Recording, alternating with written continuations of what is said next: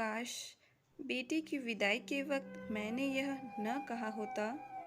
ये क्या हाल बना रखा है बेटा। तुम इस घर की छोटी बहू हो, कोई नौकरानी नहीं। अपने आप को आईने में देखा है तुमने? वॉकर पर चलकर तुम सारे काम निपटा रही हो। विजय जी ने अचरज कर बोला, पापा, अपने घर का काम करने से कोई नौकरानी नहीं हो जाता। मेरा ससुराल संयुक्त परिवार है। छोटी बहू होने के कारण ये मेरा दायित्व है कि मैं घर को संभाल कर रखूं। जब से पाँव में चोट लगी है तब से वैसे ही जेठानी जी और सासू माँ को मेरी मदद करनी पड़ती है। अब इस पाँव के दर्द को जाने में महीनों लगेंगे। इसका मतलब यह नहीं कि मैं महीनों आराम करूं। मीना ने अपने बिखरे बाल को संभालते हुए अपने दिल पर पत्थर रखकर अपने दर्द को छुपाते हुए असफल कोशिश करते हुए अपने पिता को समझाया। छोटी बहू का मतलब यह नहीं कि शाम के 4 बजे तुम खाना खाओ, अपने कपड़ों का ध्यान न रखो, यहाँ तक कि अपने स्वास्थ्य का भी ध्यान न रखो। मुझे तो समझ नहीं आ रहा, ये मेरी बेटी है या कोई और। विजय जी की आंखें सुर्ख लाल हो गई थी। शायद एक पिता होने के नाते उन्होंने अपनी आंखों को सजल होने की इजाज़त नहीं दी। तभी मीना की सास आ गई। क्या बातें हो रही हैं बाप बेटी में। मीना बहू, तू थोड़ा देर वॉकर छोड़कर भी चल लिया कर। अपनी लापरवाही से गिर पड़ी हो बाथरूम में। तुम्हारे लापरवाही का खामियाजा हम भर रहे हैं। डॉक्टर ने भी कहा कि थोड़ा थोड़ा चलना शुरू करो, पर तुम तो वॉकर छोड़ने का नाम नहीं लेती। पता है समधी जी, इसकी जिम्मेदारी मैं और इसकी जेठानी उठाती हैं। अब आप समझाओ इसे कि इतना लापरवाह न बने। मीना की सास ने नाराजगी जाहिर की और वहां से चली गई। विजय जी अपनी मंझली बेटी मीना के ससुराल आए हुए थे। 2 साल पहले मीना की शादी एक संपन्न परिवार में उन्होंने की थी। मीना की बड़ी बहन का विवाह कुछ महीनों में ही टूट गया था। इसलिए विजय जी ने मीना का विवाह बहुत सोच समझ कर और जांच परख कर किया था। मीना के ससुराल वाले शहर के बेहद संपन्न और प्रतिष्ठित परिवारों में एक थे। विवाह के बाद विजय जी भी मीना की तरफ से निश्चिंत और उसकी खुशी के प्रति आश्वस्त हो गए। कुछ दिनों बाद अपनी तीसरी बेटी के वर की तलाश में जुट गए। मीना ने भी कभी फोन कर या कभी मिलने पर अपने ससुराल की किसी समस्या का जिक्र नहीं किया। इतने दिनों में एक बार सिर्फ मायका आई, पर अपनी हालत छुपा कर रखा। मायके के लोगों को उसकी चुप्पी में उसकी संपन्नता नजर आई।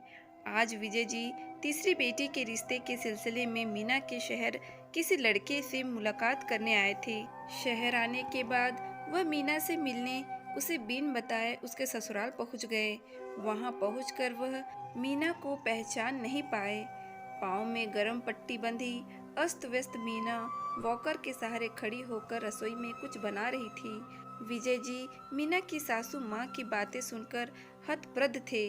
उनकी पढ़ी लिखी समझदार बेटी के इस हालत पर भी उसकी सास उसको ताना दे रही थी। मीना को दर्द है तभी तो वॉकर पर चल रही है। बाथरूम में गिरना एक दुर्घटना है, न कि लापरवाही।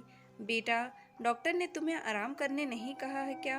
और जब रसोई तुम संभाल रही हो तो किस काम की बात तुम्हारी सासू माँ कर रही हैं, जिसे उन्हें और तुम्हारी जेठानी जी को करना होता है? विजय जी ने मीना के सिर पर हाथ रख कर बोला, डॉक्टर ने मुझे बेड रेस्ट बोला है पापा, पर सासू माँ मुझे आराम करने नहीं देती। मेरी जेठानी जी और सासू माँ अपना खुद का काम खुद कर रही हैं, क्योंकि मैं उनका काम करने में असमर्थ हूँ। ज्यादा देर खड़े होने से मेरा दर्द बढ़ जाता है। मेरे विवाह होकर आने की अगली सुबह से ही पूरे घर की जिम्मेदारी मुझ पर लाद दी गई। नौकर को हटा दिया गया और कहा गया कि मुझे कौन सा नौकर की आदत है। मैं छोटी बहू नहीं, इस घर की 24 घंटे की काम वाली बाई बनकर आई। मुझे हर बात पर छोटे परिवार से होने का ताना दिया जाता है। मीना अपने पिता के आगे ज्यादा देर कठोर न बन पाई। उसका धैर्य टूट गया और उसने सच्चाई बता दिया। बेटी के दर्द से विजय जी भी रो पड़े और बोली, एक बार बताया तो होता बेटा कि तुम्हारी ये हालत है। मैं तो तुम्हारी संपन्नता से खुश था। अगर मैं इस शहर में नहीं आता तो तुम्हारी इस हालत के बारे में नहीं जान पाता। मुझे अफसोस है कि हमारा दामाद भी तुम्हारी हालत से वाकिफ नहीं। पापा, वह जानबूझकर अनाड़ी बने रहते हैं। फैमिली बिजनेस में मेरे ससुर और मेरे जेठ जी का ज़्यादा योगदान है। सारा कारोबार बना बनाया उन्हें मिला है, इसलिए वह सबों के हाथों की कठपुतली बने हैं और मेरी भी वही स्थिति बना रखी है। मीना बोली, बेटा, घर का काम करना, सबों का ख्याल रखना कोई बुरी बात नहीं, लेकिन खुद बीमार होकर स्वस्थ व्यक्ति का ख्याल रखना और अपना ख्याल न रखना तो दब्बूपन है। इतनी बड़ी बात तूने हमें क्यों नहीं बताया? ये तो घरेलू हिंसा है। विजय जी ने दुख से कहा, पापा, दीदी के तलाक के बाद आपने उसके टूटे रिश्ते की वजह दीदी को बताया। उसकी हर बातों को आपने गलत ठहराया। आपने जानने की कोशिश नहीं की कि उसने जीजू से रिश्ता क्यों तोड़ा।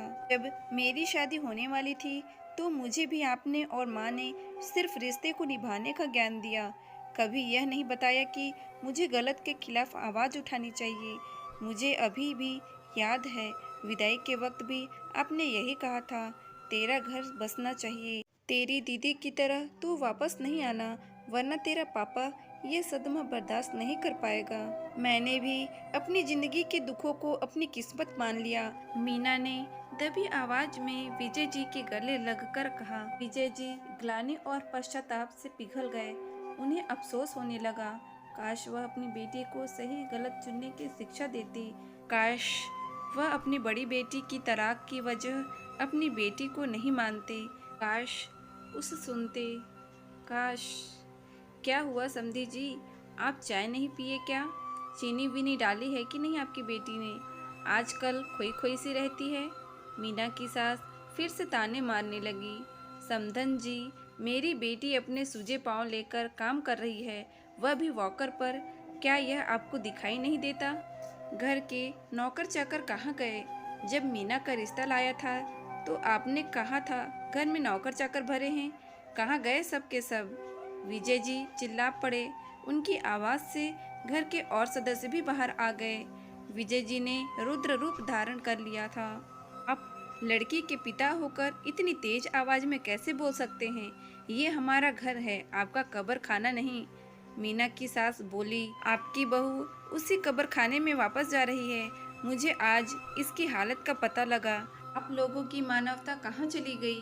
डॉक्टर ने इसे बेड रेस्ट बोला है और आप लोग इसे वॉकर देकर काम करवा रहे हैं। आज ही पुलिस स्टेशन जाकर आपकी कंप्लेंट डालता हूँ। अपनी बेटी को अपने साथ ले जा रहा हूँ। यह बोलकर विजय जी ने मीना का हाथ पकड़ा और धीरे धीरे उसे लेकर दरवाजे से निकल गए। मीना की जेठानी को ठंड में पसीना आ रहा था। उसके जेठ जल्दी जल्दी शहर के आईजी जी को फोन मिला रहे थे। सासू माँ भागकर भगवान के कमरे में जाकर बैठ गई थी और माफ़ी की गुहार कर रही थी। मीना के पिता के इस रूप की उन्होंने कल्पना भी नहीं की थी। आने वाले खतरे की घंटी से पूरा परिवार थरथरा रहा था और सोच रहा था, काश उन्होंने मीना के साथ ऐसा व्यवहार नहीं किया होता, क्योंकि गलती करने वाले को भी यह पता होता है कि उसका यह कृत्य गलत है, परंतु एहसास तभी होता है जब कोई उसकी गलती का एहसास उसे करवाता है। दोस्तों, अपनी नाजुक सी बेटियों को गृहस्थी बसाने की शिक्षा के साथ उसे सही गलत समझाने की कला भी सिखानी चाहिए। ये कोमल कली कहीं तूफान के थपेड़ों को अपना भाग्य न मान ले।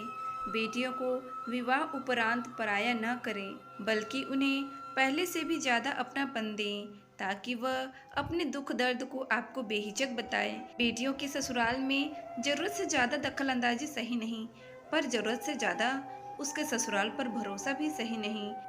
तो दोस्तों, इस कहानी से आपको क्या सीख मिली हमें कमेंट बॉक्स पर ज़रूर बताएं और इसी तरह की इंस्पिरेशनल वीडियो स्टोरी पाने के लिए हमारे इस चैनल को लाइक करें, शेयर करें एंड सब्सक्राइब करें।